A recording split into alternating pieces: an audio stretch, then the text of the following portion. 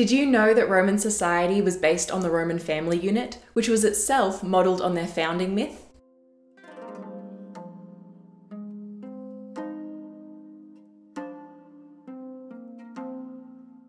Hello and welcome to World History Encyclopedia. My name is Kelly, and today's video is all about the development of ancient Roman society and their numerous social classes that kept the empire running as smoothly as possible. Don't forget, the easiest way to support us is by giving this video a thumbs up, subscribing to our channel, and hitting that bell icon for notifications so you don't miss out on any new uploads. World History Encyclopedia is a non-profit organisation, and you can find us on Patreon, a brilliant site where you can support our work and receive exclusive benefits in return. Your support helps us create videos twice a week, so make sure to check it out via the pop-up in the top corner of the screen or via the Patreon link down below. According to legend, Rome was founded in 753 BCE by the demi-god Romulus after he killed his brother Remus, and shortly afterwards took a wife from the women of the Sabine tribe, who had been abducted by Roman raiding parties. When the Sabines mobilized a war party to get their women back, Romulus's wife Hyrsilla rallied the other women to stop the violence and agreed to remain with Romulus. The story is thought to represent the role of women in linking families and maintaining peace, but also the establishment of the family unit with the male as its head and the female subordinate. This model would characterize the family throughout Rome's history. As the state was formed on the model of the family, Roman society was patrilineal, with the consul during the Roman Republic or emperor during the Roman Empire serving as the father of the people, who then showed proper respect for his position through obedience. The family was the foundation of Roman society, as the position of consul or emperor was based directly on the paterfamilias, head of the household, who was responsible for making just decisions for his wife, children, and elderly family members. Fathers decided who their children would marry and when, the occupation of sons, usually the same as the fathers, and how the home would function, while at the same time managing their business and participating in the political life of the city if they were a free citizen in good standing. In society, the head of state held this same kind of power, and the social classes deferred to him as members of a collective family. There were initially two classes in ancient Rome during the time of the Republic, dating between 509 and 27 BCE, the patricians of the upper class and the plebeians of the lower class. Although these terms are often interpreted as rich and poor, that is not so. Patricians could make less and live more modestly than plebeians, and vice versa. The laws favoured the patricians until the period known as the Conflict of the Orders, between circa 500 and 287 BCE, when the plebeians objected to their treatment under the law and demanded reform. This was met by the creation of the position of tribune in the Senate, representing plebeian interests, and by the public posting in 449 BCE of the 12 Tables, the laws of Rome, which applied to everyone. By this time, there were 5 social classes in Rome: patricians, equites, plebeians, freedmen, and slaves. And these classes would continue through the period of the Roman Empire between 27 BCE and 476 CE in the west, and until 1453 in the east. Patricians and plebeians were roughly the upper and lower class, but not all patricians were wealthy. Patricians were the landed aristocracy who could trace their families back to the earliest times of Rome. Plebeians were essentially everyone else. Patricians served in the Senate, and during the Republic, the consul came from this class. The occupations that contributed to the daily function of Rome, architects, artisans, cooks, contractors, farmers, teachers, came from the plebeian class.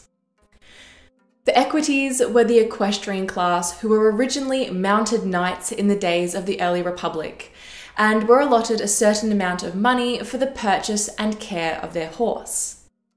They were considered upper class, but not on par with the patricians. Patricians were prohibited from dealing in commerce, as it represented a conflict of interest with the legislative duties of the Senate.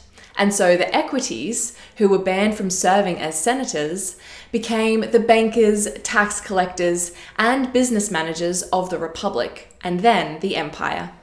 Freedmen were slaves who had brought their freedom or been granted it by their masters.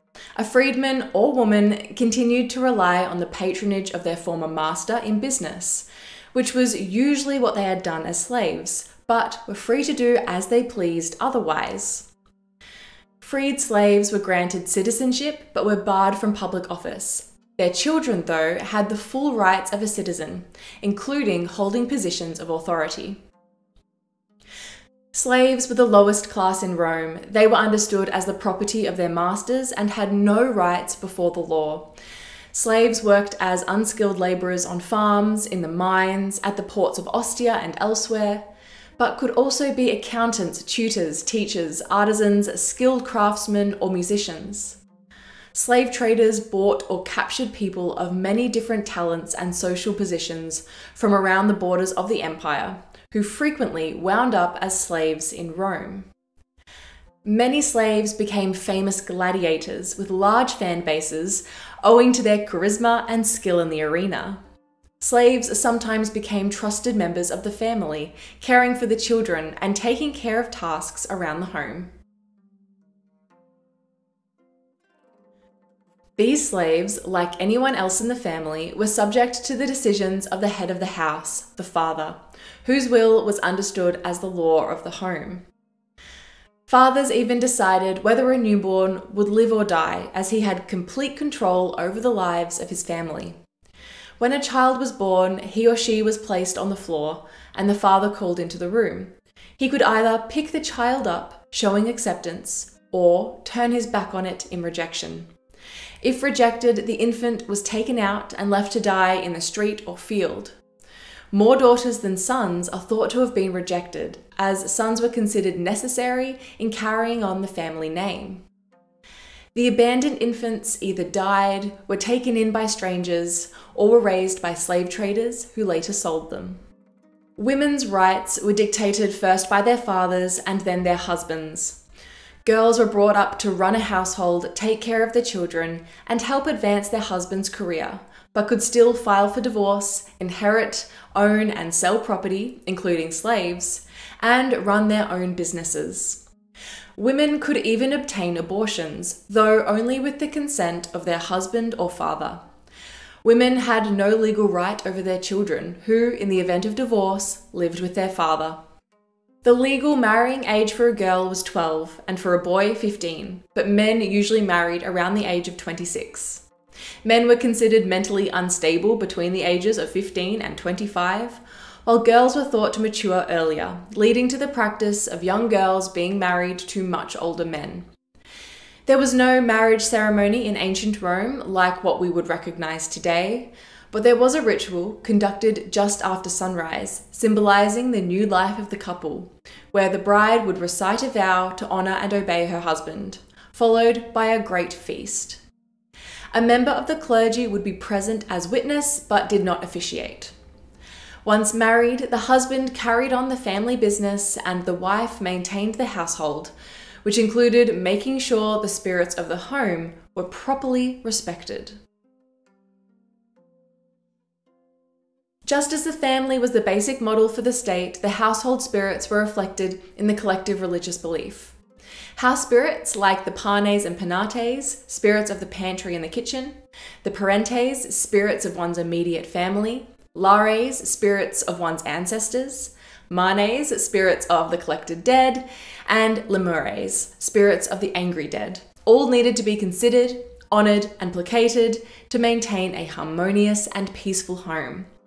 In this same way, the gods of Rome required proper respect, homage, and offerings for the state to prosper. Throughout the year, festivals were held honouring the many different gods of the Roman pantheon, as well as lesser spirits of the natural world. The Vestal Virgins served the goddess of the hearth and home, Vesta, and just as a family needed to acknowledge and thank their household spirits, So the state-sponsored Vestal Virgins were responsible for acknowledging and thanking Vesta so that she, in turn, would bless the city with continued harmony and prosperity.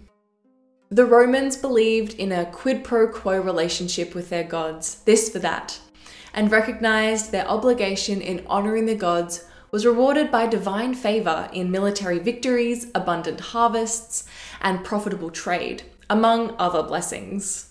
Gods were worshipped at public ceremonies, in private observances, and through festivals. The most popular and best known religious festival was the Saturnalia, honoring Saturn, the god of the harvest, celebrated annually in December, during which people dressed up, decorated their homes with flowers and wreaths, took time off work, and exchanged gifts with friends and family members. If this sounds a lot like Christmas, it's because the Christian holiday replaced the older one, but the type of observances were continued.